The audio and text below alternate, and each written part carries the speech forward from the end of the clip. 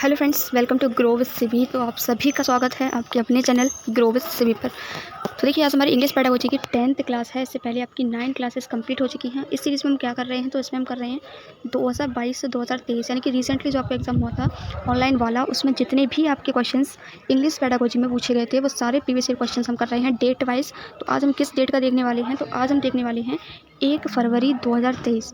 1 फरवरी 2023 में पूछे जाने वाले सारे क्वेश्चंस। देखिए, मैंने इससे पहले 9 क्लासेस जो अपलोड की हुई हैं, उसमें मैंने कुछ क्लासेस में आपको दो डेट्स का प्रोवाइड किया हुआ है। जैसे कि 23 और 24 जनवरी का मैंने एक ही क्लास में प्रोवाइड किया है, और आई थिंक 19 एंड 20 जनवरी का मैंने आपको एक ही 30 क्वेश्चन एक ही क्लास में प्रोवाइड किए हुए हैं।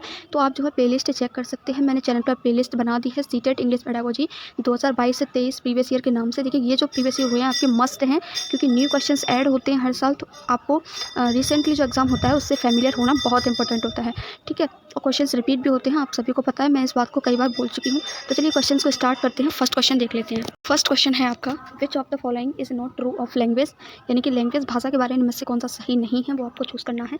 नेगेटिव चूज़ करना है, ठीक है।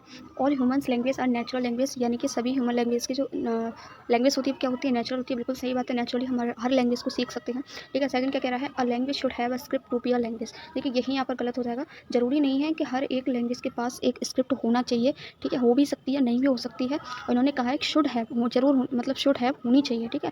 तो ये आपका यही यहाँ पर गलत हो जाएगा। बाकी और भी ऑप्शन अगर आप देखते हैं तो लैंग्वेज इज प्राइमरली स्पोकन, यानी कि मुख्य रूप से लैंग्वेज भाषा क्या है, बोली जाती है। बिल्कुल सही बात है।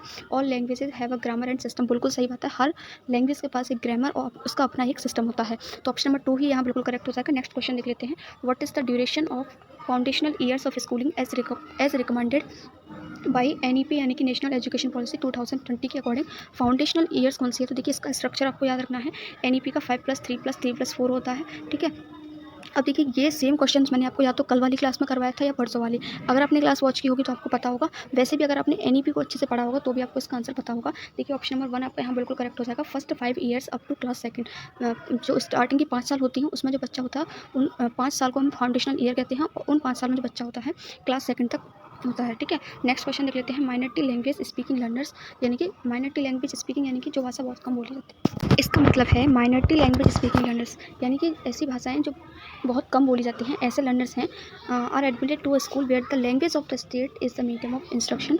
वो ऐसे स्कूल में ऐसे स्कूल में एडमिटेड होते हैं, एडमिशन लेते हैं जहाँ पर जो इंस्ट्रक्शन की भाषा है वहाँ पर उसके स्टेट की भाषा बोली जाती है, ठीक है। What is this type of schooling code, इस टाइप की स्कूलिंग को क्या कहते हैं, ठीक है। तो इसका जो करेक्ट आंसर है वो आपका सबमर्सन एजुकेशन। देखिए, न्यू क्वेश्चन पूछा गया था, इसको हम कहते हैं सबमर्सन एजुकेशन, याद रखना। और देखिए, अगर आपको नहीं भी पता था तब भी आप अपने आंसर तक पहुँच सकते थे। कैसे पहुँच सकते थे वो मैं आपको बताती हूँ। बाइलिंगुअल का मतलब क्या होता है, जब भी स्कूल में, जो भी स्कूल है आपका, वहाँ पर 2 लैंग्वेज यूज़ की जाती हैं। एक तो बच्चे की मदर टंग, ठीक है, दूसरा उस स्कूल की लैंग्वेज, मान लीजिए आप इंग्लिश, ठीक है, तब आपका बाइलिंगुअल होता है। मल्टीलिंगुअल का होता है जब बहुत सारी लैंग्वेज, मान लीजिए 2 से 3 से 4 लैंग्वेज वहाँ पर यूज़ की जाती हैं। ऐसा तो यहाँ पर कुछ भी नहीं हो रहा, ठीक है। इंग्लिश मीडियम एजुकेशन तो यहाँ ये भी नहीं है कि इंग्लिश लैंग्वेज शार्प दे रखा हो उन्होंने कि इंग्लिश लैंग्वेज यूज़ की जाती है, ठीक है। तो ऑप्शन नंबर 1 ही हमारा यहाँ पर बिल्कुल करेक्ट हो जाएगा। नेक्स्ट क्वेश्चन देख लेते हैं। देखिए, इस तरह की अप्रोच आपको लगानी है, वहाँ पर आप अपने आंसर तक इजीली पहुँच सकते हैं, कोई बड़ी बात नहीं है, ठीक है। नेक्स्ट क्वेश्चन देख लेते हैं। Shruti a teacher of class 5 forms groups, यानी कि श्रुति क्या करती है, एक क्लास 5 की टीचर है, वो ग्रुप्स फॉर्म करती है and ask learners to work on web charts on various topic relating to their hobbies.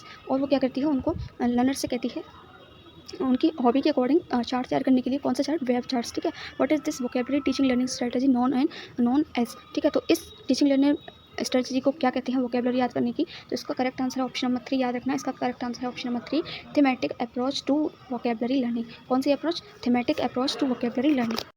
देखिए, जब भी आपको कोई इस तरीके से टॉपिक दिया जाता है, कोई प्रोजेक्ट दिया जाता है, तो वो आपका थीमेटिक अप्रोच के अंतर्गत आता है, ठीक है। अब जैसे मैं यहाँ बात करती हूँ तो मोस्टली लोगों ने इसका आंसर 4th सही किया होगा, word web for vocabulary learning, ठीक है। अब वेब चार्ट क्या होते हैं, वेब, देखिए, चार्ट्स जो नॉर्मली हम लेके आते हैं, ठीक है, उस पर बनाते हैं। और वेब चार्ट्स यानी कि वेब से आपका होता है कंप्यूटर या लैपटॉप पर जो हम चार्ट्स बनाते हैं, ठीक है। अब यहाँ वर्ड वेब कोई वेबसाइट है जहाँ से हम वोकेबलरी लर्निंग कर रहे हैं, वर्ड वेब का यूज़ कर रहे हैं आप वेबसाइट का वोकेबलरी लर्न करने के लिए, ठीक है। तो आपको जो है थोड़ा सा माइंड भी लगाना पड़ेगा, ऐसा नहीं बस आपने वर्ड वेब देखा और आपने ऑप्शन नंबर 4 टिक कर दिया। तो फिलहाल यहाँ पर आपका जो करेक्ट है वो आपका ऑप्शन नंबर 3 है, thematic approach to vocabulary learning. Next question देख लेते हैं, question number 5। Amir teacher of language in class 4 forms group of 5, यानी कि आमिर क्या है, एक टीचर है क्लास 4 का, वो क्या करता है, 5 के ग्रुप फॉर्म करता है and ask his learners, 5 students के, ठीक है, and ask his learners to work on the topic my experience with my pet. और मेरे एक्सपीरियंस मेरे पेट के साथ, ठीक है। ये टॉपिक है उसका। इस टॉपिक पर वो क्या कहते हैं, जो लर्नर्स हैं उनके कैसे हैं अपने एक्सपीरियंस इस टॉपिक पर वर्क करने के लिए कहते हैं, sorry.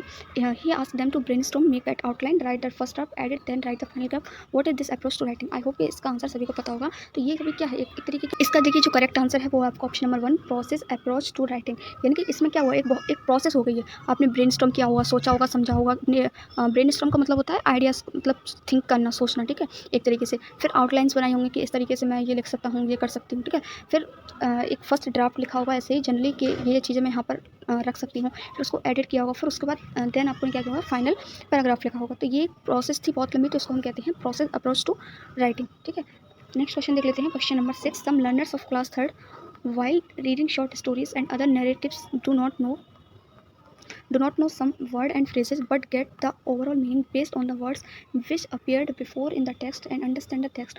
What do they get to understand the text? ठीक है, तो इसमें ये क्या कह रहे हैं वो आपको समझना है कि कुछ लर्नर्स हैं क्लास 3rd के, वो क्या कर रहे हैं, स्टोरीज नैरेटिव्स पढ़ रहे हैं। अब उनको जो वर्ड हैं और ये फ्रेजेस हैं, उनके कुछ वर्ड और फ्रेजेस के मीनिंग नहीं पता है, लेकिन वो क्या करते हैं, जब स्टोरी को पढ़ते हैं तो एक ओवरऑल मीनिंग निकाल लेते हैं वर्ड्स के अकॉर्डिंग कि यहाँ पर इसका ओवरऑल मीनिंग क्या है, ठीक है। जो टेक्स्ट वहाँ पर लिखा हुआ है उस टेक्स्ट को समझ करके वहाँ का, मान लीजिए हम कोई स्टोरी पढ़ते हैं तो हमें बहुत से वर्ड्स का मीनिंग नहीं पता होता है, फिर भी हम जो वहाँ से स्टोरी से थोड़ी अपनी एक अंडरस्टैंडिंग बना लेते हैं। तो इस स्ट्रेटजी को क्या कहा जाता है, what do they get to understand the text, ठीक है। तो इसको क्या कहा जाता है वो आपको बताना है। तो इसका जो करेक्ट आंसर है वो ऑप्शन नंबर 3। वो इसको कैसे समझ जाते हैं, वो देखिए वोकैबुलरी क्लूज तो हो ही नहीं सकता, वोकैबुलरी क्लूज तो वहाँ पे इसमें दे ही नहीं रखा कि वोकैबुलरी क्लूज हैं वहाँ पर, है ना। और तो वो कैसे सीखेंगे, सिमेंटिक रूल यानी कि सिमेंटिक अंडरस्टैंडिंग करके, ठीक है। तो नेक्स्ट क्वेश्चन देख लेते हैं, question number 7। Astha a teacher of class 2nd tells stories in different ways. Astha है एक क्लास टीचर है क्लास 2nd की, वो क्या करती हैं, स्टोरी बताती हैं डिफरेंट वेज, डिफरेंट तरीके से। In one of her story telling classes she tells the first line of the story and ask learners to repeat after her first with closed eyes and the recall the same silently in their mind. तो वो क्या करती हैं, पहले एक line पढ़ती हैं, उसकी फर्स्ट लाइन पढ़ती हैं स्टोरी की, फिर लर्नर से कहती हैं इसको रिपीट करने को, ठीक है। After her first with closed eyes, eyes को क्लोज करने के बाद एंड देन उनको क्या करना है, रिकॉल करना है same silently in their mind. वही लाइन को रिपीट अपने माइंड में रिकॉल करना है, C continues in the same manner, इसी मैनर में जो है वो पूरी स्टोरी को पढ़ती हैं और बच्चों से करवाती हैं, ठीक है। What is this technique of story telling known as, तो इस टेक्निक को क्या कहा जाता है वो आपको बताना है, ठीक है। तो इसका देखिए जो करेक्ट आंसर है वो आपका इको टेक्निक है। इसका करेक्ट आंसर है इको टेक्निक। देखिए ये बिल्कुल न्यू क्वेश्चन पूछा गया था, अभी तक ये क्वेश्चन आपसे नहीं पूछा गया इंग्लिश पेडागोजी में, तो याद रखना इस तरह की टेक्निक को हम कहते हैं इको टेक्निक। नेक्स्ट क्वेश्चन देख लीजिए, कहीं भी देखिए जब भी आपको न्यू क्वेश्चन मिला करें ना तो उसको नोटबुक में अपना कहीं भी राइट डाउन कर लीजिए कीजिए। इससे होता क्या है कि अगर इससे रिलेटेड कोई भी न्यू क्वेश्चन आएगा तो आप क्या कर पाएंगे, अपने क्वेश्चन को सॉल्व कर पाएंगे। नेक्स्ट क्वेश्चन देख लेते हैं, learners are asked to listen a set of 5 sentences from their environment study textbook as the teacher reads out the sentences twice. Learners are asked to listen to a set of 5 sentences, यानी कि जो learners हैं उनसे एक teacher हैं वो क्या कहती हैं 5 sentences को लिसन करने के लिए कैसे हैं, 5 sentences का एक सेट है उसको लिसन करने के लिए कहती हैं। किससे रिलेटेड है, ईवीएस से रिलेटेड है, ठीक है। And reads out the sentences twice, और जो सेंटेंस है उसको जो क्लास टीचर है वो कितनी बार पढ़ती हैं, ट्वाइस यानी 2 बार पढ़ती हैं। Then the learners are asked to discuss in their group to recall recreate the sentence. फिर क्या कहती हैं, स्टूडेंट से कहती हैं उसको डिस्कस करने के लिए ग्रुप में, उसको रिकॉल करने के लिए, उसको रिक्रिएट करने के लिए। Not necessarily the exact sentence but nearer to the sentence read out, लेकिन मतलब वो ये कहती हैं कि एग्जैक्ट सेंटेंस आपको रिकॉल करने की ज़रूरत नहीं है, लेकिन जो भी मैंने रीड करवाया है वो आपको नियरर उसके जो भी पढ़ा हुआ है आपने उसको नियरर हो सकता है, ठीक है। What is this task known as, यानी कि उसके आसपास का सेंटेंस हो सकता है लेकिन एक्जैक्ट सेंटेंस आप रिकॉल करें ऐसा नेसेसरी नहीं है। तो इस टास्क को हम क्या कहते हैं ये आपको बताना है। इसका देखिए जो करेक्ट आंसर है वो आपका पैराग्राफ डिक्टेशन, इसको हम कहते हैं पैराग्राफ डिक्टेशन, याद रखना। ऑप्शन नंबर 2 आपका यहाँ बिल्कुल करेक्ट हो जाएगा। देखिए इस सेट में आपके कुछ क्वेश्चन ऐसे हैं जो बिल्कुल न्यू क्वेश्चन पूछे गए थे, तो इस सेट को प्लीज़ अपने फ्रेंड्स के साथ शेयर जरूर करना जिससे और भी लोगों की हेल्प हो सके, ठीक है। नेक्स्ट क्वेश्चन देख लेते हैं, क्वेश्चन नंबर आपका 9। Which of the following is the government of India's flagship programme to promote Indian language and culture in school, यानी कि इनमें से देखिए आपका ये जीएस से रिलेटेड होगा, ठीक है। बिल्कुल इंग्लिश पेडागोजी में बिल्कुल डिफरेंट क्वेश्चन रखते हैं इन्होंने। विच ऑफ द गवर्नमेंट का इनमें से इंडियन फ्लैगशिप प्रोग्राम कौन सा है इंडियन लैंग्वेज और कल्चर को प्रमोट करने के लिए स्कूल में, ये आपको बताना है, ठीक है। ये क्वेश्चन नंबर कौन सा एक बार देख लेते हैं, क्वेश्चन नंबर 9 है आपका।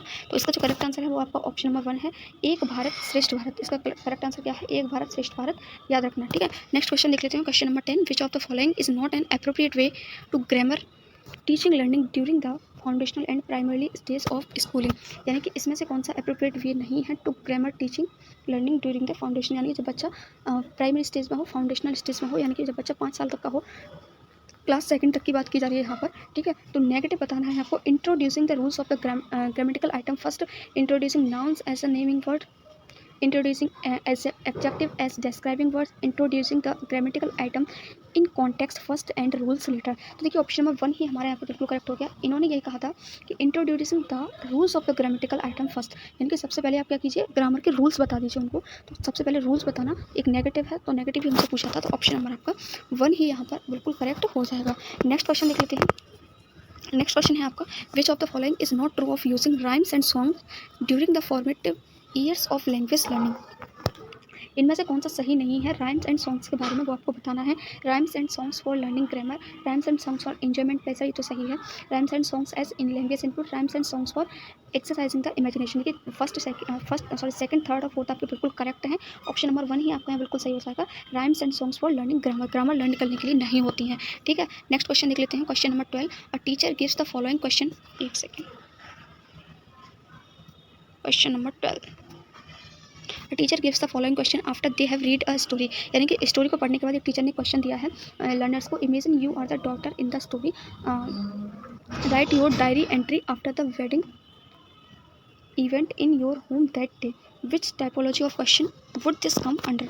तो ये जो क्वेश्चन है वो किसके अंदर, तो देखिए इसका जो करेक्ट आंसर है वो है एक्स्ट्रापोलेटिव क्वेश्चंस। देखिए यहाँ पर आपको उनको बहुत ज़्यादा डिस्क्राइब करना पड़ेगा, इमेजिन करना पड़ेगा, फिर वो उसको लिखेंगे कि हम इस पर क्या करते हैं, तो वो बहुत सारा डिस्क्राइब कर सकते हैं इसके बारे में। तो जब भी बहुत ज़्यादा डिस्क्राइब करने की बात आती है तो वहाँ पर आता है हमारा एक्स्ट्रापोलेटिव क्वेश्चन। देखिए शॉर्ट आंसर तो होगा ही नहीं, ठीक है। लॉन्ग आंसर क्वेश्चन में भी हो सकता था। आर्गूमेंटेटिव क्वेश्चन, आर्गूमेंटेटिव तो है ही नहीं, ठीक है, क्योंकि यहाँ सब अपने व्यूज शेयर करेंगे, ठीक है। सबकी सोचने की थिंकिंग अलग अलग होती है। तो ऑप्शन नंबर 2 ही आपका यहाँ पर बिल्कुल करेक्ट हो जाएगा according to English pedagogy. Next question देख लेते हैं। A teacher collects the performance of learners over a period of time, यानी कि एक टीचर क्या करती है, स्टूडेंट्स की परफॉर्मेंस को एक टाइम के बाद क्या करती है, रिकॉर्ड करती है, to use them for overall assessment of learners for the term. उनकी ऑल ओवर असेसमेंट के लिए ऐसा करती है वो। What is this assessment known as, तो इस असेसमेंट को क्या कहते हैं, तो इसका करेक्ट आंसर होता है ऑप्शन नंबर 2, इसको कहते हैं पोर्टफोलियो असेसमेंट। जो एक पोर्टफोलियो होता है उसमें एक पीरियड ऑफ टाइम का रिकॉर्ड रहता है, ठीक है। तो ऑप्शन नंबर 2 ही आपका बिल्कुल करेक्ट हो जाएगा। और देखिए समेटिव असेसमेंट क्या होता है, जो आपका एक पूरी टीचिंग लर्निंग प्रोसेस के बाद किया जाता है, ठीक है। नेक्स्ट क्वेश्चन देख लेते हैं, question number 14। Which of the following is true of language development in learners, यानी कि भाषा विकास के बारे में इनमें से कौन सा सही है वो आपको बताना है। Reading develops first followed by writing, reading and writing developed concurrently and school should not introduce writing along with reading, writing develops first followed by reading. देखिए फर्स्ट में क्या कह रहा है कि रीडिंग राइटिंग से पहले डेवलप होती है, तो गलत। ये क्वेश्चन देखिए कल ही मैंने आपको करवाया है, ठीक है। Reading and writing develop concurrently, यानी कि ये दोनों एक साथ लर्न की जाती हैं, बिल्कुल सही। देखिए आपकी 4 स्किल होती हैं, LSRW, listening, speaking, reading and writing. ये चारों ही स्किल्स एक साथ सीखी जाती हैं। ऐसा नहीं है कि लिसनिंग कभी सीखी जा रही है, रीडिंग अलग से फिर कभी सीखी जाए, रीडिंग अलग सीखी जाए, ठीक है, या फिर रीडिंग पहले सीख ली जाए, राइटिंग बाद में सीखी। ये चारों एक साथ एक इंटीग्रेटेड मैनर में सीखी जाती हैं। तो ऑप्शन नंबर 2 ही हमारे यहाँ पर बिल्कुल करेक्ट हो जाएगा। नेक्स्ट और आज का लास्ट क्वेश्चन देख लेते हैं। Remedial teaching is for, remedial teaching किसके लिए होती है, learners who need support to learn certain aspect of subject. And second देख लेते हैं, learners and teachers to reflect what they need to improve in their learning and teaching respectively, बिल्कुल correct. Remedial teaching का क्या मतलब होता है, देखिए दो आपकी टीचिंग होती है, एक रेमेडियल और दूसरी होती है आपकी डायग्नोस, ठीक है। डायग्नोस में क्या होता है, हम बच्चों के गैप्स का पता करते हैं कि बच्चों के अंदर क्या कमी है, ठीक है। उसके बाद उनको क्या करते हैं, उपचार देते हैं, यानी कि इस कमी को सही करने के लिए हम बच्चों को क्या प्रोवाइड किया जाए, ठीक है। तो learners and teachers to reflect what they need to improve in their learning, यानी कि उनको अपनी लर्निंग में और टीचिंग में क्या इंप्रूव करने की ज़रूरत है, ठीक है। तो ये होता है रेमेडियल टीचिंग। तो ऑप्शन नंबर 2 आपका यहाँ बिल्कुल करेक्ट हो जाएगा। आई होप कि आपको सारे क्वेश्चन समझ में आए होंगे फ्रेंड्स। क्लास अच्छी लगी हो तो प्लीज़ क्लास को लाइक जरूर करना। Thank you so much for watching this video. मिलते हैं न्यू क्वेश्चन के साथ न्यू वीडियो में। Till then have a nice day.